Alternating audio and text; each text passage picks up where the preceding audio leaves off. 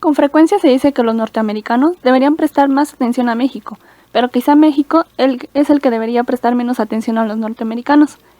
Los vecinos del norte pesan demasiado en la vida de nuestro país, en lo interno y en lo internacional, en el terreno económico, en términos culturales, en términos psicológicos e incluso en el campo de la política exterior. La presencia norteamericana es abrumadora, obsesiona a México, nos desequilibra y todo lo dificulta, pese a las ventajas evidentes de la contigüidad. El único medio para mejorar las relaciones de México con los Estados Unidos es darles importancia. Para ellos es al revés. La única manera de mejorar sus relaciones con México sería darles la importancia que merecen, pero nosotros vamos comprendiendo cada vez más que la distancia más corta entre dos puntos no es una línea recta. El camino hacia una mejor relación con Washington no apunta hacia el norte, sino hacia el sur. Solo si logramos afianzar de manera sólida nuestros vínculos con América Latina, podremos alcanzar el equilibrio imprescindible para tener una relación estable con el vecino del norte. Los muros de contención. Lo que piensan los mexicanos.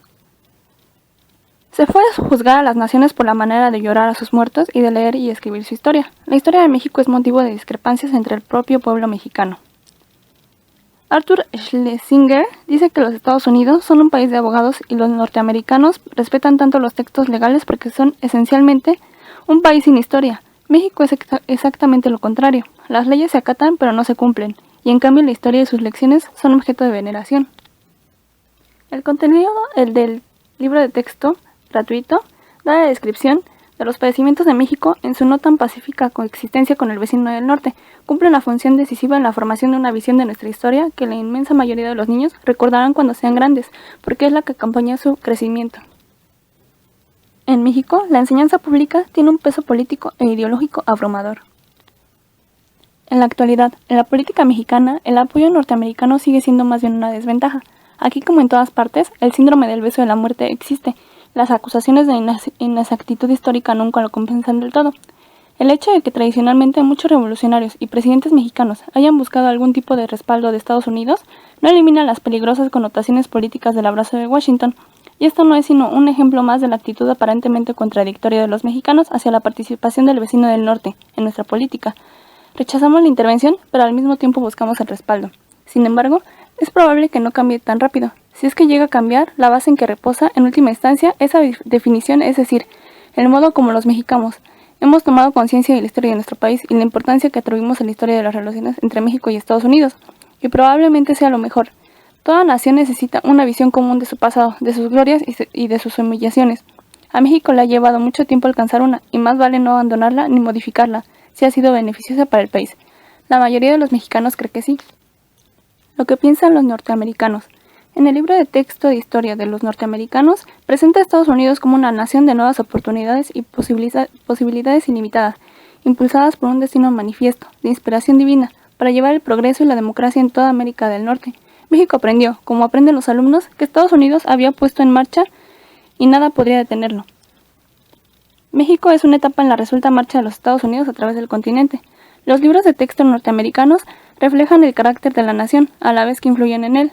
La enseñanza implícita de los textos estadounidenses consiste en estimular la iniciativa e inspirar ambición y confianza en sí mismos, en los norteamericanos como individuos. La lección que los jóvenes estadounidenses deben extraer de su historia consiste en ser orgullosos, optimistas y llenos de confianza en el futuro de la nación. Cada generación transmite a la siguiente el impulso de sacar adelante al país y de cuidar que la historia de Estados Unidos siga siendo una historia de triunfos. La historia ocupa lugares muy distintos en los dos países. En México es como un bloque de granito que inhibe el movimiento. En Estados Unidos es como una piedra que rueda. En México el pasado vive. Los mexicanos están justamente orgullosos de su historia, de las grandes civilizaciones azteca y maya y de los edificios coloniales, pero en comparación son más pesimistas respecto al futuro. En cambio, los norteamericanos se enorgullecen del edificio más nuevo, de la última invención y del éxito más reciente. En Estados Unidos el pasado no retarda el futuro, sino que lo motiva. Cada nueva proposición de Estados Unidos padece de amnesia histórica. Cada respuesta vacilante y desconfiada de México padece de parálisis histórica. Cuando exploramos la constelación de problemas que a la vez separan y unen a Estados Unidos y México, la historia resuelta no ser cosa del pasado. Sin embargo, el meollo del problema estriba simplemente en el hecho de que Estados Unidos es una nación que no siente necesidad de recordar su pasado, y el gobierno mexicano siente que no puede darse el lujo de olvidarlo. México está ansioso por redimir su pasado, mientras que Estados Unidos está preocupado por forjar un nuevo futuro. Y sin embargo, es justamente porque el presente es intérprete y no prisionero del pasado que la historia no tiene por qué ser una barrera en las relaciones entre México y Estados Unidos.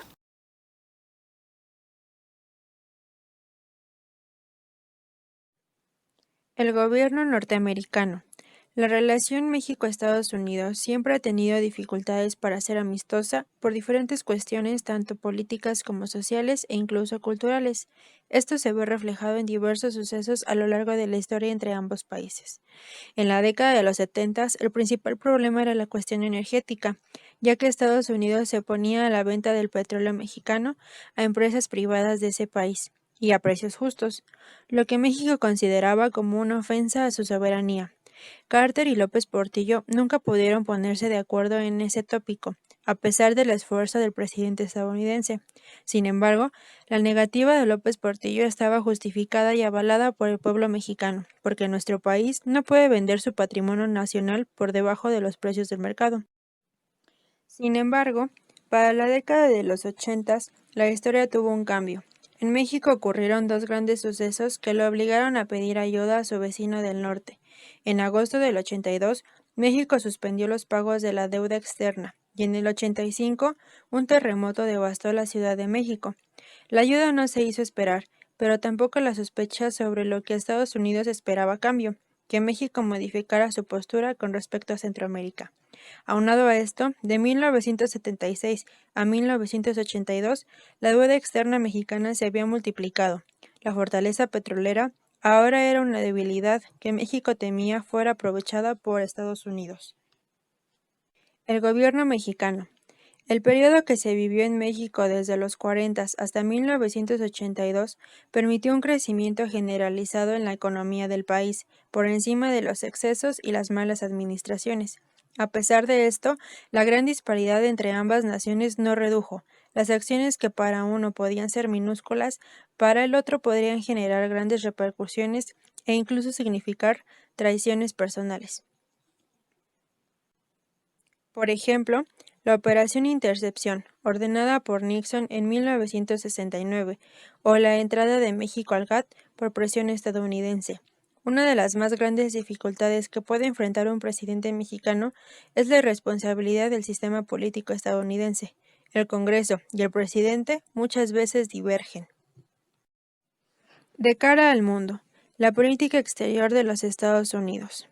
Moshe Arad dice que en la relación entre México y Estados Unidos, los gobernantes de ambos países reconocen la importancia de su homólogo, pero carecen de un interés real para llevarse mejor. Por otro lado, Augusto Ramírez Ocampo la describe como un matrimonio a conveniencia en el que se permite tener otros romances. Un ejemplo de esto, las relaciones que México tenía con las potencias del eje en el contexto de la Segunda Guerra Mundial, al venderles materias primas. Después del ataque a Pearl Harbor, México rompe relaciones con ellos y regresa a apoyar a Estados Unidos, al grado de permitir sobrevolar el territorio nacional. Otro caso es durante la Revolución cubana. La postura de México era a favor de Fidel Castro, mientras que Washington lo veía como una amenaza directa. México se alineó una vez más a Estados Unidos cuando Castro se declaró marxista-leninista, pero jamás rompió relaciones con la isla como el resto del continente. La política exterior mexicana.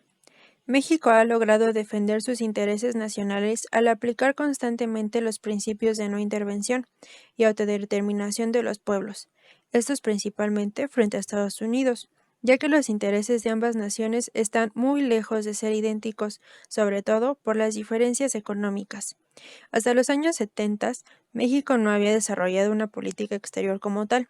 No fue hasta el descubrimiento de los yacimientos petroleros que nuestro país comenzó a asumir compromisos y responsabilidades a nivel internacional. México tomó posición en problemas que no le afectaban directamente, y a pesar de que le traían consecuencias negativas con Estados Unidos, era un elemento imprescindible en su nueva postura internacional. Hay bases sólidas para pensar que una política exterior afirmativa y extrovertida, siempre nacionalista y a menudo contraria al interés de Estados Unidos, constituye una especie de escudo para México.